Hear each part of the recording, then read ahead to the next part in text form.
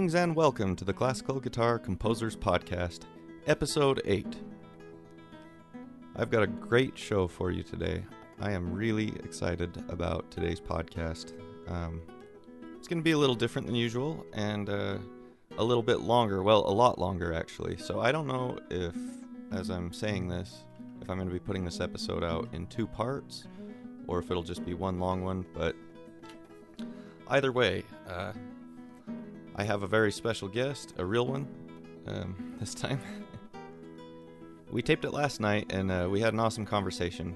His name is Parker Robinson.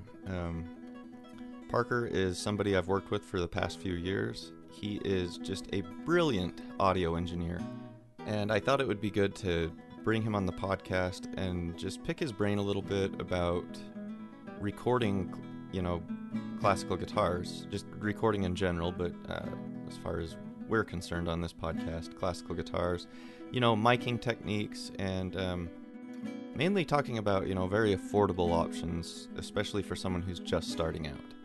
And so we had an awesome conversation about that. Parker's really knowledgeable. I probably should have tried to tap into even more,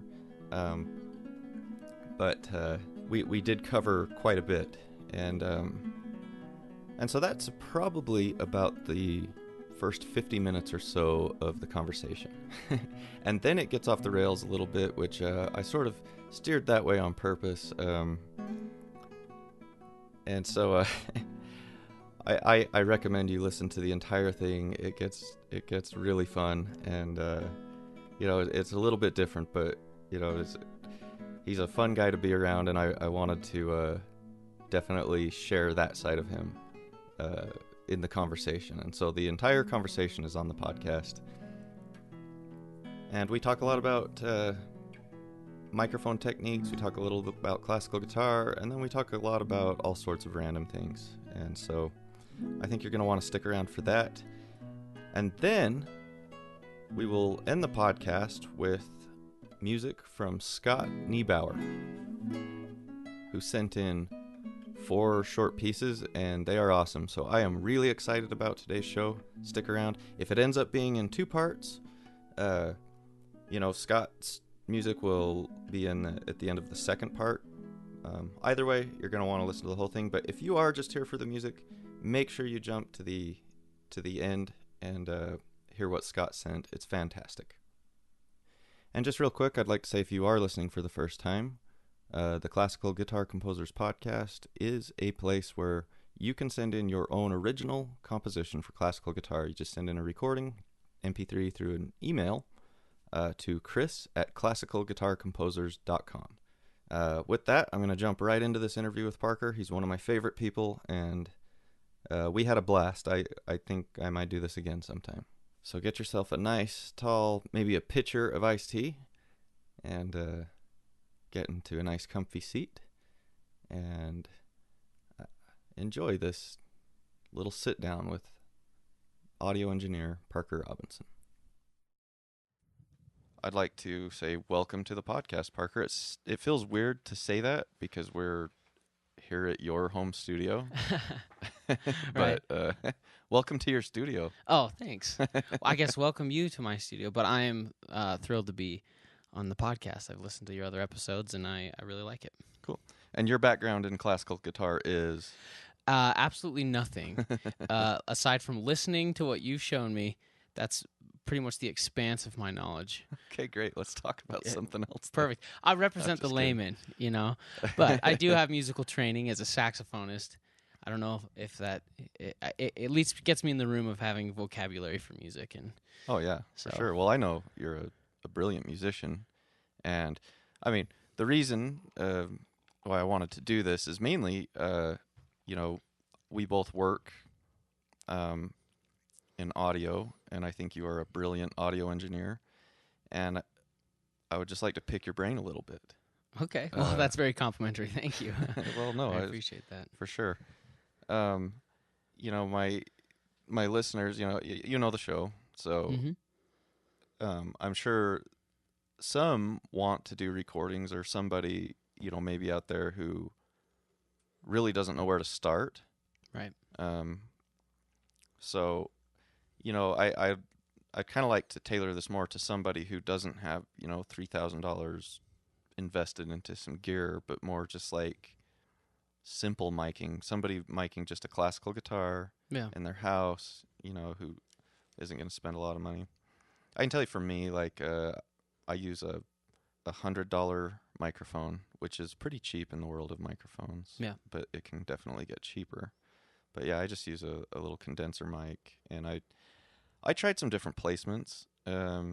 What I did was I recorded like, I don't know, 12 bars of something one day, and I tried like every possible mic placement I could think of. Right. Because I was getting this kind of boomy sound. I had a lot of low-end frequency just from my guitar, and I didn't like it. It was not bass, it was just mud, Yeah. And I was putting the mic below the guitar, Right. What I've kind of got going now is it's, I'd say about 8 inches away from the sound hole on my guitar. It gives enough room for my hand. Yeah. And it's slightly above the sound hole, sort of angled down toward it. Yeah. Okay. Yeah. That's what I do. But I'm actually curious of, Yeah. See, I just did this through experimenting. I have no training in mic placement. Well, and I think the experimentation aspect of it is actually like the number one thing I would stress, really honestly, because depending on what your threshold is for like expense and experience, you can start from nothing, you can start from cheap stuff. The biggest thing is to know how your guitar, sounds, how you're playing, may have like weaknesses in the recording process, not in the playing at all. There are some who have a stronger sensibility in how they pick the guitar or strum the guitar or fret noise, and that can be, gauge of string, and like a lot of things play into what can make the guitar trickier, or really any instrument, to record. And so the biggest thing is to like know your gear, and the only way to really know your gear is to just record a lot and experiment. See what you're doing that you like, try to like chase that, and try to dodge the stuff that you don't like. So like the approach that you're applying to figure out what works in your room with your guitar is like really the biggest thing to stress. You have to do a lot of that. In terms of like technique, for the guitar especially, your instincts about where to put it and arriving at where you're going to put it, I think, are also right on. The tone hole is where you're going to get a lot of the projection, but you oftentimes don't want to be direct on that for a lot of reasons, because not only is the like acoustic energy leaving the guitar, it's also moving a little bit of air, and you maybe don't want the sound of just that part of the instrument. So having it off and angled is great. One thing, you mentioned $100 microphone. There's really nothing wrong with that either, so long as you know how it behaves and know how it works. The cheaper microphones can tend to emphasize frequencies. Like they'll usually have an EQ curve in the highs to try to add a little bit of life. And sometimes that can be a good thing, sometimes it can be a bad thing, depending on what you're recording. I find that for acoustic stuff, that can be a tricky thing. Sometimes you don't want to overemphasize that. Sometimes you want something very flat and natural. And really, recording is a compromise. You're kind of... It's never as good as your own two ears in the room. Yeah, definitely. So that's like the biggest concern, is the fight is, how do you get the best thing captured that you can and have it still not be as good as being able to hear it live, Yeah, that's interesting. I've never heard it put in those terms, but that is true. It is a compromise. Yeah. Because you never hear it the way you heard it in the room. Yeah. And that's interesting. So, just a little bit of what Parker and I do. We work at a recording studio.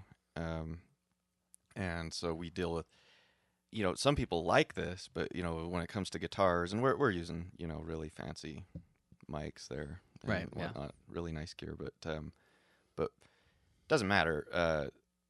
You're going to pick up, depending on how you mic, a lot of fret noise, or they call it fret noise. The noise that I tend to struggle with in my ear, I like it in person, but with recording, it becomes a bit of a nuisance. Yeah. Is just the sound of like, you're like, especially, okay, we're in Utah in the wintertime, my hands get dry. I try to record more in the summertime when it's just not so dry, and I find it's less string scrapey noise. Yeah. Which, for whatever reason, just translates ugly through a microphone. Yeah. And if you use some compression, if you use a lot of compression and do it maybe not in the best way, that stuff can get really loud and it just nasty. It just jumps right out. It does. Yeah. Yeah. And that's another thing too. Like when you're recording, whether it's guitar or really anything, you're trying to represent something that's really natural sounding through speakers or headphones. But if you think about it, how often do you stick your head 8 inches from a guitar that you're listening to, right? Or, like if you're miking a saxophone or a drum kit, you're not putting your ear 4 inches from a snare drum head or inside a kick drum, and that's why there's this constant fight, I think, between having how close can you get, how far away can you get, and I think some of the problems that not some of the problems that people just will always run into is how do you represent it naturally but record it in ways that are how you would never listen to it. So for example, the farther you were to get away from the guitar as you record it, the more it would sound like if you were sitting in a room 10 feet away. The problem is when you're miking something, that there's just so much sophistication that goes into human hearing that pulls out room tone and our hearing and our brains just do all this filtering on its own that microphones don't necessarily do. So you run a neutral gain on a microphone 15 feet from a guitar, and say you're in an audience 15 feet away, you're going to catch so much more things from the microphone that don't bother you, don't even notice typically when you're sitting there.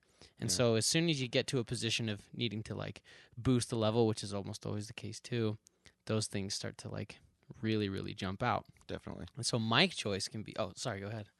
No, go.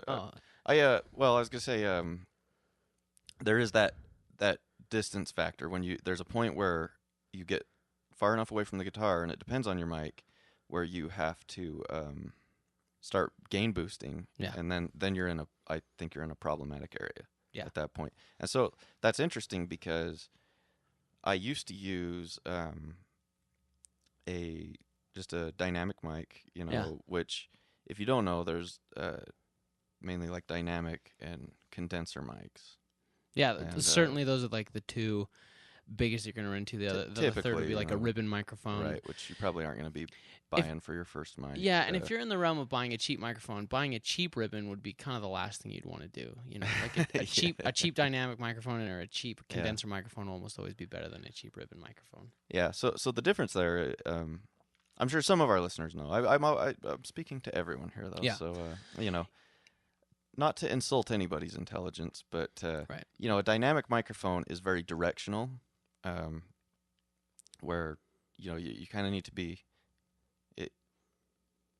it's got the front, right? Whatever. It's gonna do a better job at rejecting things from behind it or on the side. Yeah, that's what I'm trying to say. Yeah. That's why we had Parker come on to explain these things better. Or as a condenser mic, it's pulling from more. It's pulling from the room more. And so anyway, I used to use this dynamic mic, and it's a nice vocal mic, for live gigging and stuff. Yeah. But I found that I had to have it too close to my hand for comfort. Right. If I put it farther back, I was having to boost, and I was losing way too much of the guitar. Right. So, that's why I ended up getting this condenser mic, which I still keep fairly 8 inches is pretty dang close. Yeah. And I imagine you're doing that to try to combat. I've been to your studio space, and the room is probably similar to what many of your listeners are dealing with too. A smaller room. Yeah, it's a small room. It could be a bedroom. I mean, it is essentially that it is. I've turned into. Yeah. Oh yeah. But that's the way to do it. You can get a pretty decent sounding recording from not a lot of anyone who's listened to any of the recordings of my stuff on previous podcasts. Those were all done in this little room, and I don't have sound panels hanging up. The room is not soundproof. Right. There's not a guy behind the glass. Right. That's just me, and I do use some software to record into, and then I have I do a light reverb send, and I do a very light compression on it, and that's it. Right. I don't do any EQing. I've read a lot about EQing with acoustic guitars and stuff, and arguments for or against. Personally, I don't EQ a solo classical guitar. Yeah. Like, I don't know. I try. I have no desire to EQ it, but Yeah. Well, I do come like from a it. realm of for me, the approach is that of minimalism. Like, I yeah, totally. try to, in terms of like the recording process and then like post processing, certainly, if I'm going to apply something to fix a problem or accentuate something, do it with specific intent, and so you not EQing but having slight compression and reverb send really does kind of emphasize the point made earlier, where you've done a ton of experimentation with a microphone and your guitar in your room and have arrived at something that I've heard your recordings, they sound great. So, I mean, that's like a huge part of it. I think one thing that we have a leg up on that maybe some of your listeners wouldn't have is that we work in a studio environment, and we're working with recordings all day. Yeah. So we have a pretty calibrated sensibility about how loud things should be recorded, how loudly they should be. Like loudness in terms of like gain on a preamp, for example. Mm-hmm. And if there's a large spectrum of people's knowledge. We're talking about like the volume that you're setting your microphone to as you're recording into. I mean, that's probably the easiest way to describe it. If you're not familiar, like tons of resources online, you can look into that. But I think in the work, I think that one problem that many people would have would be to be in a smaller room with like a cheaper microphone and record way too loud. Really, really, really, really loud. And I hear that problem quite often. Yeah, exactly. I'm not referring to the pieces people have been sending in. Those have been recorded well. Yeah, those sound great too. Like if you get on YouTube, start watching, home classical guitar videos, man. There's some volume issues. They are cranking those preamps. Yeah. Well, and there's a lot that goes into that too. That's completely out of their hands. So this would be valuable if you wanted to record something and slap it on YouTube or Spotify or Apple Music or Google Play. They're Classical Guitar Composers Podcast. Or Classical Guitar Composers Podcast. Exactly. See, exactly. Which can be found in many of those streaming services. But yeah, to your point, exactly. Recording too loud. And then also, like in the post-processing, over-compressing. And there's a lot of reasons to avoid recording too loud. One is that as you turn the gain up on a preamp for a microphone, to me, like if I try to think, I like analogies. I like to equate things, I guess. So, they have those little pictures of the cardioid pattern of a microphone, and it's basically just like for a cardioid microphone, it's an oval kind of. Anyway, that's only valuable to demonstrate the point where if you're opening up the preamp and you're turning it up, it almost seems like that gets bigger in terms of what it can capture. So, right, if you're close to your guitar, 8 inches, a foot, and you turn your gain up, you're kind of expanding how far that microphone can see in the room. Right. And so if you're specifically trying to combat a smaller, bad-sounding room or air conditioning or heating or your neighbor being noisy, turning that up is going to be the worst thing you could do because you're making the microphone more sensitive to the things that aren't the source that you're recording. And there's really, it's hard to know how to guide people on where to be on that because everyone's using different gear, different, software. Different guitars, too. Exactly. There's not a set thing you can do. Exactly. But what I would advise is err on the side of recording softer than you think. Like, if you're looking at a meter that's giving you a visual gauge, like, shoot for maybe, like, anywhere between 65 and 85% of where that's going to meter. You know what I mean? Yeah. That's a pretty good place to start. There's exceptions to every rule, too. Because it really does depend. That's where the experimentation comes in. But if you're just starting out, that would be a good place to start. And that's mainly because if you're going to put it on YouTube, YouTube actually does its own loudness analysis. Same as Spotify. I didn't know that, really. Yeah, so they're using a standard called LUFS, which stands for Loudness Units Full Scale. And there's a ton of math that goes into determining, how your how loud your track is, the perceivable loudness of your track. And so what happens is if, let's say, Spotify's standard, the number I'm going to throw out is not going to matter really, except there's just the difference between the two numbers, right? Let's say they want to see like minus 12 decibels, LUFS. That probably means nothing to most people, but that just means that's what they want the average loudness to be. And if you're recording too loud and then compressing, and your LUFS is minus 8, which is technically louder, what they're going to do is they're just going to turn it down. So now you've got something that's recorded too hot and overcompressed that's actually going to play at the same exact volume as someone else's. It's just going to not have as much like dynamic range. So if you're in a position where you don't know what any of that means, that's totally fine. They do this specifically to help people out, where if you record too soft, really recording too soft means that you're maximizing your dynamic range, and then YouTube or Spotify, Google Play, Apple Music, they're going to analyze the loudness and they're going to make it, basically match other music, on their service. So they're actually doing a big favor if you kind of don't know where to be dialed in on that. Interesting. Yeah, I didn't know they did that, but yeah. So that would be a piece of advice. They're playing all sorts of different exactly.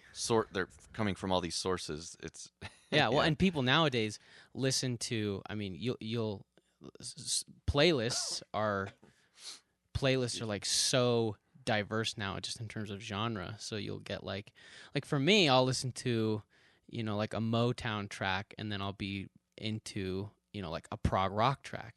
You know what I mean? And that'll be sandwiched next to like a jazz standard if I'm just like randomizing my playlists. And they'll have like an ebb and flow because they're kind of curating a little bit of the loudness. And so now that this is kind of equating what they called, or this is kind of combating what was referred to as the Loudness Wars. In the days of analog recording, it was record as loud as you possibly can to get over the noise floor of your room and your gear. And then it was like a competition to see whose record could be the loudest. So now, we're seeing a shift out of that, which is great because acoustic music is going to thrive based on this standard, strictly because dynamic range is being preserved. And that's the first thing that gets killed when you're recording too loud and then overcompressing. Yeah, definitely. And that, to go back to what you were saying about if you have a visual meter that you can reference, and you're keeping it between like 65 and 85, you're going to want to like play your loudest chord and watch that. Make sure it's not peaking. Yeah. And like, that's pretty like 101 recording. But if you can do that, because, man, you hear a lot of recordings where it's like all of a sudden when it gets loud, it's kind of distorted. And that's what's happening.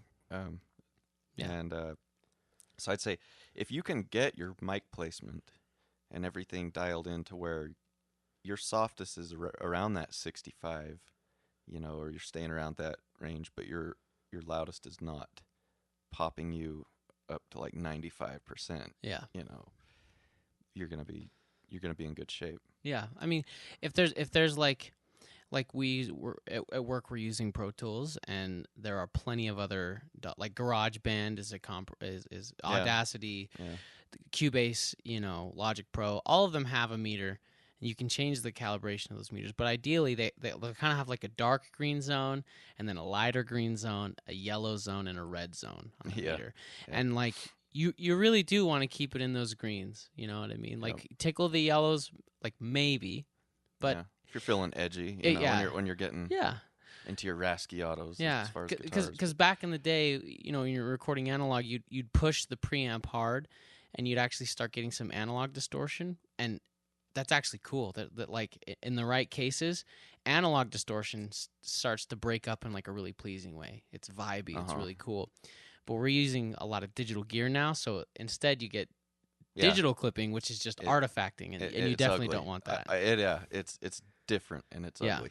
It's different and bad. So, and like I said before, if you err on the side of playing soft, there's so much that you can do in post-processing to raise the level, and there's a lot that like YouTube's going to do to help you with that as well. Yeah, and that's like I was talking about my approach. It did come through trial and error. I've got some earlier recordings that I've not put on the podcast.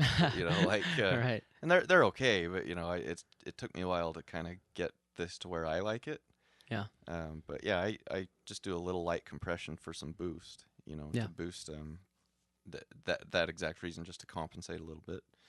And I record it a little quieter. That being said, you don't want to record it so quiet that you're like now having, it's finding that.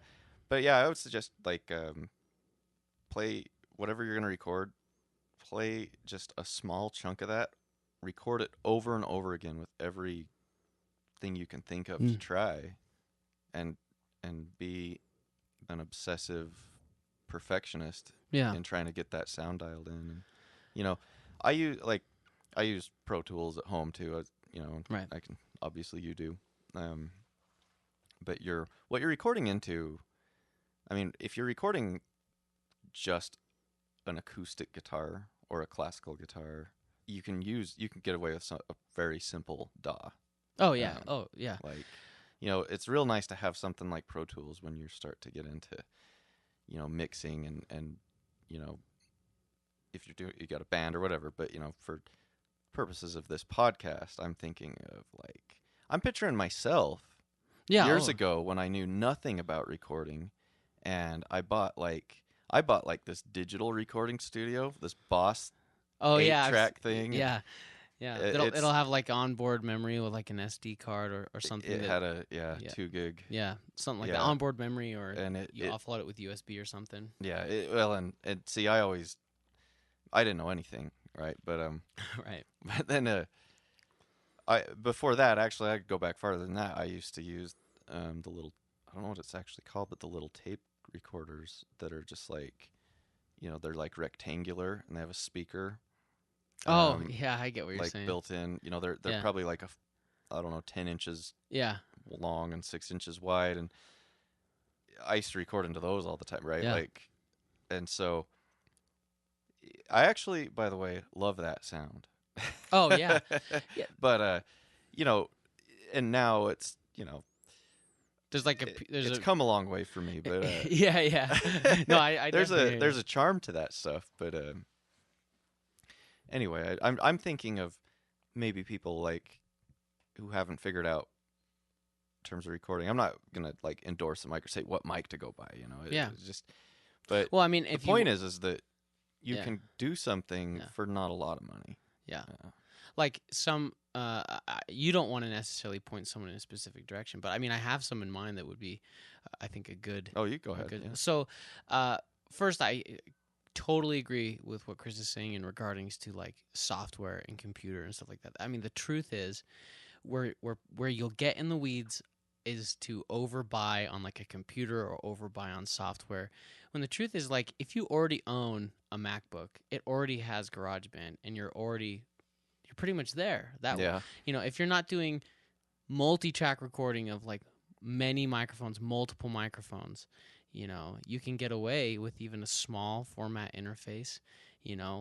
Just off the top of my head, there's Focusrite makes a USB bus powered interface that has 1 or 2 or even 4 preamps. I don't think the 2 and 4 are bus powered, but anyway, they're not that expensive, and those can definitely get you there. We're in the realm of $100 or $200 for that. But so let's back up. Let's talk about what a preamp is, because I'm just thinking. Oh yeah. There was a time where I didn't know what that was. When I first bought my first microphone, I didn't know what a preamp was. So let's talk about that. So the preamp is essentially the circuitry required to translate the acoustic energy that your microphone is picking up into, in the case now, a digital audio workstation like GarageBand. And so there's essentially the microphone into the preamp into the converters, which is converting an analog signal to a digital signal. So that's when people refer to A to D or D to D conversions, that's analog to digital and then digital to analog. So between your computer, you're going to have your microphone. You're going to have to plug that microphone into something, and that's the preamp. And those boxes are built so they have the preamp and the converters typically in, but not always, but typically in one unit, at least in the price range that we're talking. And so, the acoustic energy is being picked up and translated into voltages, electric energy then translated by the preamp. So you can't do without it. You know, the preamp is a very critical role. It's a pretty basic explanation of it, you know, and you can get really can get extremely expensive or be quite cheap, and you know, it does make a difference, but it's not like you can't make something great out of. Like, for example, something for the longest time, like I'm happy and fortunate to be working with the gear that I have now, right? And it's expensive, and you know, that's awesome. It's pretty shiny. But for for a very long time, you know, all through school, I was running just like a USB, you know, 4-input interface. I did that for a really long time, and I was doing multi-track recording with it. You know, it had some expansion abilities, but the truth is, like, knowing the ins and outs of right where like the sweet spot on the preamp with that microphone is, like, that will almost always equate a better sounding recording than a really expensive piece of gear that you don't necessarily know how to use. And so the best part would be that if you learn, you know, how to have a scrutinizing ear, you know, that skill set does translate as you start to upgrade. You know, in terms of the process of recording, I think many people minimalize it to being like anyone can do it. The problem is that's totally true. I am a complete advocate for anyone being able to learn. I don't necessarily, I wouldn't say that I'm a super smart guy, but I would just say I'm a determined guy who wants to know. So what I would advise is, like, at whatever level you are at, like, set goals as to what you want your music to sound like. And then I was actually describing this to a client I was doing a bit for recently, where the question was asked, you know, why would I expend this amount of money to have a professional engineer do this when I could spend half that money to buy gear, like bargain gear, and do it myself?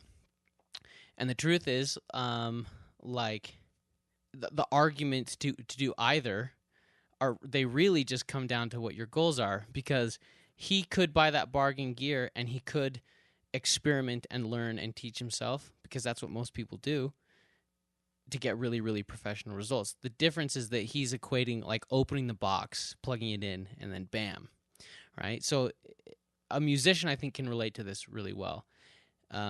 If you were, like, training to be a musician, or are training to be a musician, time and effort and consistency has to go into that, both in learning the theory of it, what's idiomatic on your instrument, the works on your on your instrument that are hailed as being, you know, superior, and the things that you can glean from learning those things.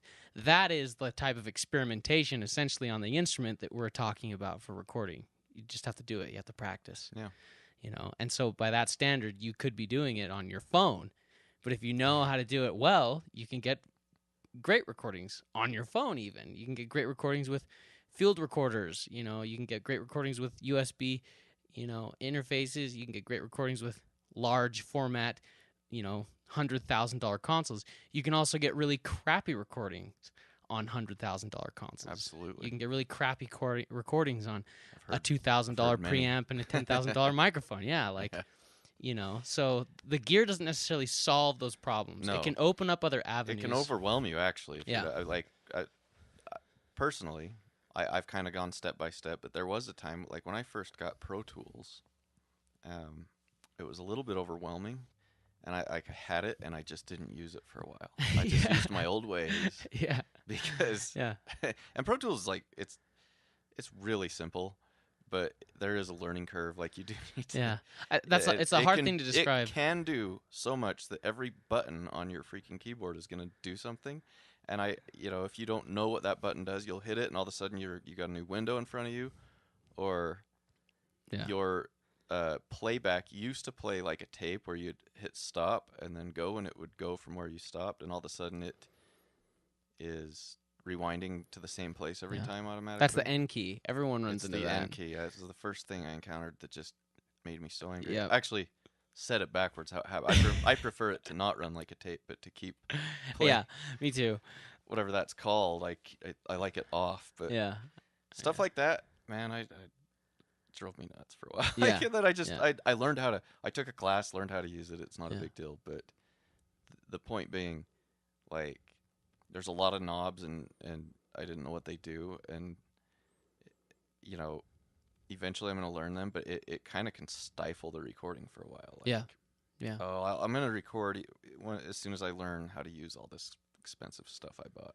Exactly. Or it's like, man, just do it. Just record something. Yeah. And then record a better recording later when you learn more. Yeah. It's okay. Overbuying is a huge... overbuying now is a problem just because everything is cheaper than it was like 20 years ago. Yeah. If you wanted to record something and publish it so that someone on the other side of the world could hear it, 20 years ago, that was... or 20 or 30 years ago, that was way more difficult than it is now. So like the price of gear is low comparatively, and that makes it even more tempting to overbuy, Yeah. So Well, yeah, Waves puts out freaking sales every day that I'm like, yeah, I just know. like, yeah, Waves is a company here's that our makes plugins. $900 bundle for $49 today only. And Yeah, are you serious? But then I get the same email like next week. exactly. Yeah, and there's always stuff like that. I love. I think Sweetwater is amazing, and I like my rep there. But I get a phone call from him and like, look, Rob, I love you, man. I want to spend every dime on new gear, but I can't. My calls is, hey, how's that? I bought a preamp from Sweetwater like 5 years ago. And he still calls and checks up. He calls and checks how it's going. How's that preamp holding up? How's your music going? And it's really cool, but it's funny because I'm like, well, it still works. It's actually a really outdated piece of equipment now, but it still works great. So I love it. But I actually ignore the call. That all comes through voicemail because I got you. Jokes aside, they are the golden standard for customer service, I think. I buy something from them and it ships in like a day. When I do need something, they're there, man. Oh, yeah. Exactly. It's great.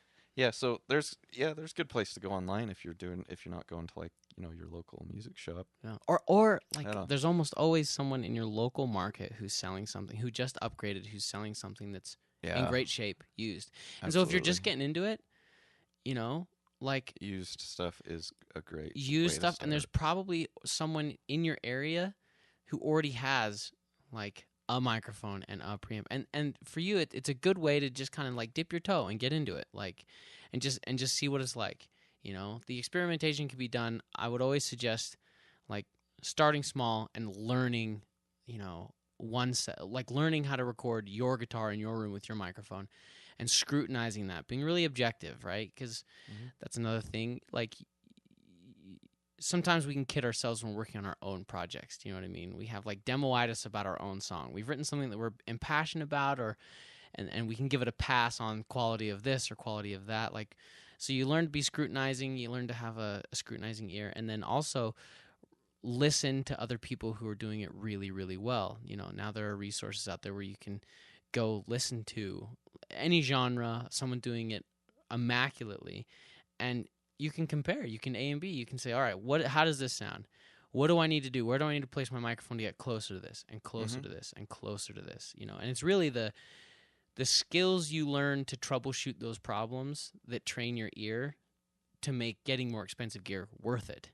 You'll start to hear the differences. You'll start to understand those things, and then those skills will translate like as you grow and as you upgrade. But by no means do you have to, buy $1,000 preamp and a couple $1,000 microphone or even a $500 microphone. No. I mean, anyone who is working with those pieces of gear regularly, like we are, would say they're great, love them. But you don't have to. You don't have to be there, and I think you should grow into that. We do love them, but we did not foot the bill. Exactly. We just get to play with them all day. That's the other thing too, right? Like we're not on the hook for that stuff, in terms of buying it and maintaining it. So that's another thing too, right? There's a different connection to what you buy and what you own. Yeah.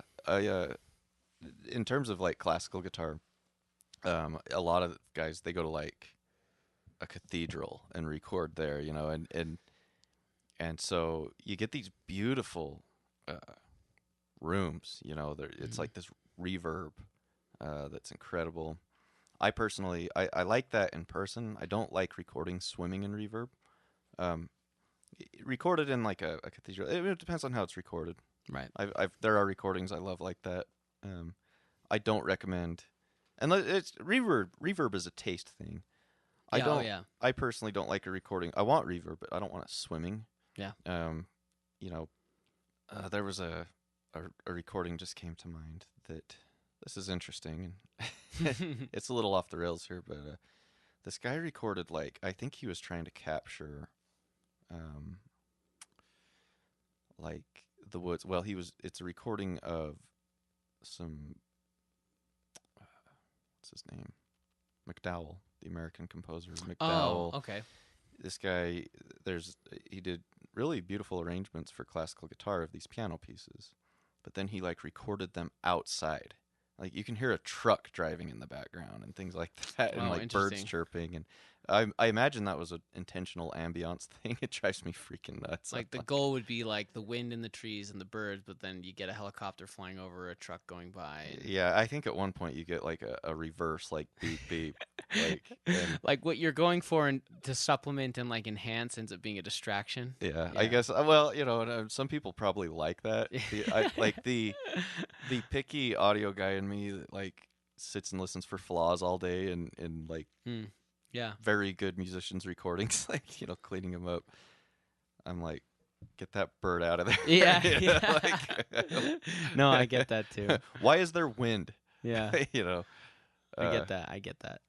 But I do personally hold like, for I'm not gonna say like where we work. I don't know if I'm sure we're allowed to. I just don't. No, I'm not going to. I don't know. But essentially, Parker and I, we record. We record musicals, so like musical theater, and so you're dealing with all styles of music. We're dealing with like big orchestra, full orchestras to little combos. At any given time, and for our purpose, we are very scrutinizing. The music works with software, and it more specifically, we work. We create performance backing tracks. Right, we're not dealing with vocals. We're So the idea being that if you are going to be performing a certain show, or and you purchase a license through the production company to do that show, if you were to opt out of doing like a live band or orchestra or pit, an alternative would be using recorded tracks. And so we work on a product that uses software for a lot of really cool reasons. But ultimately, I think the point you're talking about is that because we're doing something that goes all over the place and is performed in like small theaters, big theaters, junior highs, community theaters, touring groups, we have to be pretty scrutinizing in terms of like individual instrumentation, individual recordings. Yeah. Because there's, a large expanse of their performance, and they have to be really dialed in. And even things like you catch a wrong note, like guitarist at a live show hits a wrong chord. It's no big deal, but for us, it's like that track is going to be played over and over and over again. Yeah. We don't want a wrong chord or whatever. So, and beyond wrong chords, they are highly scrutinized. Yeah. And thoroughly gone over. And so what I guess the point I was trying to eventually get to here is that I have to turn that off when I'm dealing with because I can get really, really picky listening to my. It's actually I'm gonna say this it has made me a much better musician. In fact, for this episode, the guy who sent in some music this week, he mentioned like always learning. Like he's got a master's degree, right? But he's still learning, and it's like I've learned more as a musician since I got my degree in music, like than when you were getting it. When I got it, like set me up to be able to learn. Constantly playing and recording. And that's interesting. We've never talked about that specifically, but that's a really great way of describing my experience too. Like it kind of forces it. So when I'm like, I scrutinize people's rhythm all day, right? I'm like, I feel like this rhythm Nazi and articulation and everything, and it's made me hyper aware of my own, and so but see there's a lot of like call for like rubato and classical guitar at times, and I have to make an effort to like turn like robot mode off. That's not to say our tracks are robotic. It's that they're just highly scrutinized. I'm just listening for everything, and then we decide, do we keep that little off thing, or do we need to have it fixed? Well, it's interesting because we also really try to emphasize the keeping of like rubato, like in the music that we're creating. But the hilarious part about it is that in order to pull it off well, we have to be very technically scrutinizing of how to do that and have it implement into our software and be performable and repeatable and so like something that we're really dialed in on and trying to pull off in preserving like the natural musicality of something hilariously requires us to also be very scrutinizing and technical of it. And I feel the same way, right? Like being able to, like, I loved my time in school, and it, like, I had mentors that were just so awesome at, like, being objective and giving advice and pointing at something and being like, listen to this. And then as soon as I graduated and, picked up freelance clients and then, started working at the company we're working at now and then getting hired, and all of those skills in school translated into me like appreciating and liking the need to experiment and build those skills. And then it totally applied to my own musicianship, where I record something and listen to it and go, ugh, not a fan of that. And when did I didn't know I couldn't count. Yeah. I'll tell you a funny story about that. I actually am. I tend to be, in the classical guitar world, you've got a range of like professional guitarists who you listen to different guitarists take the same piece, right? And some take it very, some might approach it very, I don't want to say mechanical, but they're very precise on their rhythm, right? They're mechanical is the wrong word because it's not without musicality. But then there's others who want to embellish everything, and they like, and my teacher, he was one of those more embellishment guys. He really likes rubato. In my opinion, where it sometimes it really doesn't belong. Right. So, it was fun for me because I'm one of those more rhythmic people. Like I tend to want it very precise. Right. And so it was good. He would pull me out of that. It was great for me. But we were working on a piece by Taroba. It's the second movement to Sweet Castellana, which I know you're not you. Oh yeah, I bet a lot of folks listening at home might be. Oh yeah. Oh, but you can bet I'm going to listen to that now. That's the thing. Okay. Well, so there's a guitarist woman. That's not the best way. Anna Vidovic, professional classical guitar. She's brilliant. She's one of those more. She's very precise, right? And so she was coming to Utah, and it was when I was still in college, and my teacher talked me into going and signing up for a master class with her, and so I did. And that particular movement, studying it with my teacher was very. We did a lot of rubato, right? And so I go play it for her, and it was like, she's like, well, you really need to try counting. And it was like the most, I don't think she meant it this way, but it was the most insulting. Just like a javelin to the heart. It was very, it was like a kick in the gut. It was like, I know how to count. Yeah. Like, yeah. We're beyond counting. And so she had me play it again, and like, and so I did. I played it just straight, and she's like, yeah, it was good. And it was funny, like everybody gathered around, like their heads, you could see it just bobbing with the beat up and down. They're like 1, 2, they're all like in unison, And anyway, that's you kind of felt barbecued a little bit in that moment. I did, and you know what? That it's killed that piece for me. I love the piece, but every time I play it, I just like there's like this wound there. It's not so much a wound, but it's like I can't just settle in and play it. Like I'm constantly like, what would my teacher say? What would Anna say? Yeah. It's like, I gotcha. And so I've probably gotten past that now, like, but it's kind of funny how different people will approach things. Oh, definitely. So we've gotten off the rails now, and I like that. Yeah, oh, yeah, like me I was too. telling you earlier that this is a guitar show. Well, this show's gone nothing like I planned anyway. And at this point, is that good? I guess I really did not plan on it being a talking podcast. I thought like it would, a little bit of talking, but mainly I was gonna model it after this podcast that I love, called Anything Ghost. I'll go ahead and put in a plug for it. It's called Anything Ghost by a guy Lex Wall. It's one of my favorite podcasts. It's ghost stories, if you're into that sort of thing. Nice. But basically, people send him ghost stories and he reads them. And I was like, hey, I'm gonna do that with guitar I got you. pieces. So it's less about discussion about it and more he about doesn't showcasing. say anything. Gotcha. But he plays his own music. He's a composer, and so like the intro is it's kind of cool. Right. He's got it's very MIDI stuff. It's MIDI recordings, and it's great. I really dig his music. Nice.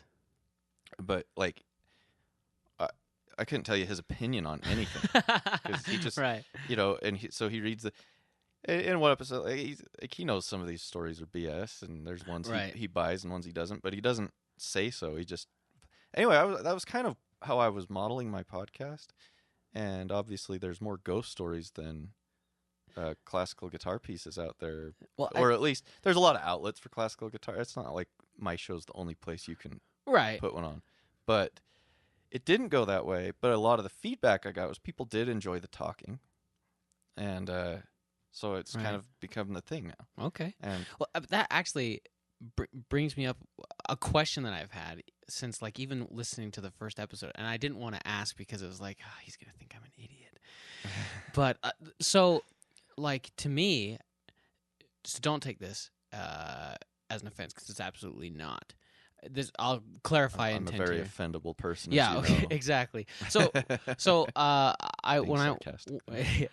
when I went to school, I was actually a jazz studies and performance major initially, and that degree got absorbed into what was then called the commercial music degree, and that's where I got into engineering and production, and I totally fell in love with that. And through engineering and production, I still, since it was a school of music, and I really loved this, I was still required to and enjoyed taking, private studio lessons on my instrument, right? So I still did private lessons. I still did ensemble performance and group performance and master classes.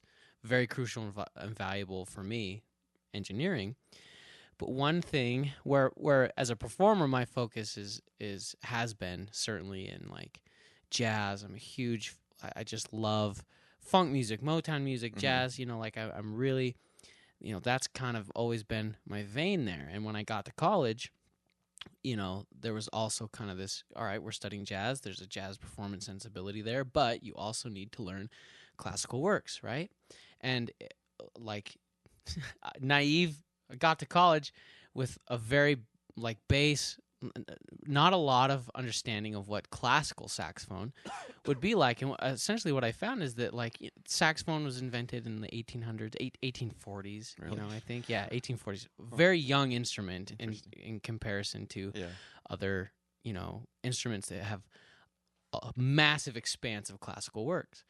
And so my primary instrument is a baritone saxophone, and so that even narrows the field within the realm of saxophone for classical music too. So oftentimes for saxophone, especially baritone saxophone, the things that I was training to play were actually cello, initially written for cello, right? And so the most notably being like the Bach cello suites. Those are ones that are like technically challenging and really great to dig into on saxophone, especially baritone saxophone. And so that was into that, but there isn't a lot that is specifically written for like bari sax in a classical sensibility. There are things there. It's not to say that there's nothing that's a vacuum, but there's a lot there. Just in terms of classical guitar, like I would imagine, and again, this comes from, the things that I've listened to on your podcast, like some of them are original compositions, right? You played it, you've had some of your original stuff on there as well, but how much of, like, can you help paint a picture for me of what the landscape is in terms of classical guitar? Do you see that what is being performed, is written specifically for classical guitar? Okay, I see what you're saying.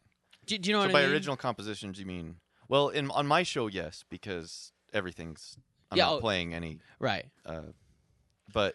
Right, because it's the classical composers podcast. You're featuring people's compositions. Yeah, I don't use any. I mean, there's plenty of public domain I could use, but it's just not the show. So, but I that's interesting you brought that up because I've never thought about that with the saxophone. But a lot of early well, okay. Bach, everyone plays Bach. Like his music Yeah. just translates to everything so well. So Yeah. that's, you know, we have Bach. Bach wrote 4 lute suites, which is close to the guitar, uh, and they're brilliant. Like I love them. 2 of them are really transcriptions he did from like one's a violin partita Gotcha. that it's just reworked for it was, and then I think the other one is one of the uh cello suites, I guess. I'm not as familiar with Bach's cello music, but there's beyond that. There's actually, I actually did a research paper on this in college. Like there's an argument to be made that those were written for a lute harpsichord, not even an actual lute. Interesting. Yeah. So that being said, they are effectively transcriptions. Like they were not written for the guitar, but Right. they're close. But no, it's part of the whole premise of why I wanted to do this show. I feel like the best period of classical guitar is 20th century. And you know me, I'm not a 20th century music guy. Yeah. I think John Cage is a bum. And Yeah. you know, I'm not into that. No, that's hilarious. No, I I don't gotcha. mind. get what I you're don't saying. mind like dissonance, you know. But I've talked about this before on the podcast a little bit about. Okay, I've got. Yeah. I don't. You know, I like getting out there a little bit, but I think it's gone beyond. I think it's just gotten so ridiculous. The classical snob world, you know. Anyway, but no, early 20th century stuff that was being written for like Andres Segovia is fantastic. I love that. So like Taroba, the guy that wrote the suite I was talking about, Right. guy I love, Castel Nuovo Tedesco. I've played a handful of stuff by him. Awesome stuff. Problem is, none of these guys played the guitar, so they would they would write something what they wanted. They'd send it to Segovia, and then he would edit the crap out of it and send it back. Right. You know, and so in my opinion, Segovia went too far a lot of the time. Because he would make it more simple for guitar to make it more playable on the guitar. That's the thing. I felt like he simplified things too much. I don't always agree with his solutions, but there's others. There's some pieces. Taroba's Castles of Spain. Segovia made some changes that I love. Like you can, you know, I try to get editions. I try to compare like originals, Right. you know, if I can. So sometimes I think he did. You can't. His name is kind of sacred in the classical guitar world. Okay, you know? interesting. He's really the plowman who brought it into existence as a respectable instrument amongst like academic things Right. or whatever, you know. But so I kind of have a love-hate feeling about more love. But he went beyond making it playable. He would like, yeah, I don't like that chord, I'm gonna make it this, you know. Right. So I always try, Right. but sometimes I think he actually did change things for the better. So, but I think that period of guitar is the best stuff for guitar because it was written for guitar. It was worked, even though those guys weren't all guitarists, they were working with a guitarist to, you know, get that. Gotcha. So I feel like the guitar, you know, because I also play the violin. I don't really play it anymore. I used to play violin. You know, I played in the orchestra when I was in college and stuff. You know, the violin catalog is incredible, and it goes far back. Same with keyboard music, right? Like Yeah. you can just find amazing keyboard music from all eras. Guitar has some really neat stuff. This is kind of unique to guitar. The Renaissance period, Right. Because lots of loop yeah, stuff there, yeah. and it's a lot of stuff that's kind of secular and. But we didn't have Mozart, right? Like, Right. and it's my opinion. Mozart is way better than all the other guys that were writing at Mozart's time. You know, like yeah, I would agree. Same with Bach. I'm not necessarily a Baroque fan, but Bach is my favorite composer ever. Right. You know, so we did not have Mozart. We didn't have Tchaikovsky, Beethoven. Beethoven's music doesn't translate to guitar very well. Neither does Mozart's. It's just, you know, but we had some guys, Sohr and Giuliani are 2 guys, and Carcassi, I guess, But like Sora and Giuliani, if I'm not mistaken, they actually lived really during the Romantic period, but they wrote more. They were out of their own. They wrote. Like, They kinda out kind of of their own throw back period. to Yeah. classical, and I love them, but they're not as good as Mozart. You know, their pieces aren't as good as Mozart, and then you get Tarrega is kind of the face of the Romantic period with guitar, and he's great. He's written some gorgeous pieces, but he wasn't the most prominent. He didn't write much, and like most of his stuff is etudes, stuff he's writing for his students, right? Oh, okay. But then you had the pianist Isaac Albane is a commonly transcribed. I think Tarrega transcribed him, and then Segovia, and then countless people since have retranscribed his stuff. And Right. Guitarist Manuel Barrueco, or I love his transcriptions, but they're hard because he tries to stay faithful, right? You know, Right. And anyway, so no, I feel like there's a bit of a hole there. There are composers who did some throwback writing to that era, like I think it's pronounced Ponce, Manuel. Yeah. Ponce, I don't know. Mexican composer. He's got like the classical sonata and a romantic sonata. Those are really cool. But they're Of the people that you just listed, he's the only one that I think I can actually hear it in my head. Because like you know, lost me a little bit there, but that seems very familiar. And to that point, sketching these out, I'm going to listen to these for sure. Oh yeah, I could refer you to some cool. That'd be great. pieces. Sorry, I was okay. proud of myself because like one of these he's going to mention. No, it's okay. And I'm And then going to know. There's some you know Carlo Domeniconi. I think he's still living. He's pretty old now, but he some incredible guitar music. So I think the strongest guitar music comes out of the 20th century, and that's when you would say that's where there's an expanse or a larger amount of works that were specifically written for guitar. Yeah, and they were like real good composers, not just guitarists. Right. Composing for their students. Gotcha. There is a guy named. My listeners probably hate the way I pronounce things so bad, but whatever. Yeah. I'm a hick from Utah. Barrios. Yeah. Yeah. Augustin Barrios. Yeah. Manjois. Yeah. Anyway. Well, I won't fault you. I think I just call him Barrios. He's awesome. He's he was a great guitarist and composed. But here's the thing. He's a performer, really, who could compose. But like Bach, he was a composer who could, he was, by all accounts, a brilliant player too. But, the 20th century, you get some serious composers composing for guitar, right? Right. And now there's a lot of stuff that I don't like, that I hear sometimes. If you go to a guitar recital, you're going to hear all these things. So you're going to hear music that was written for guitar in the 20th century and even 21st. Lots of brilliant stuff in the 21st too. And sometimes you hear stuff that personally I don't care for, where it's just like a weird fest. How weird can I get? And some guys, they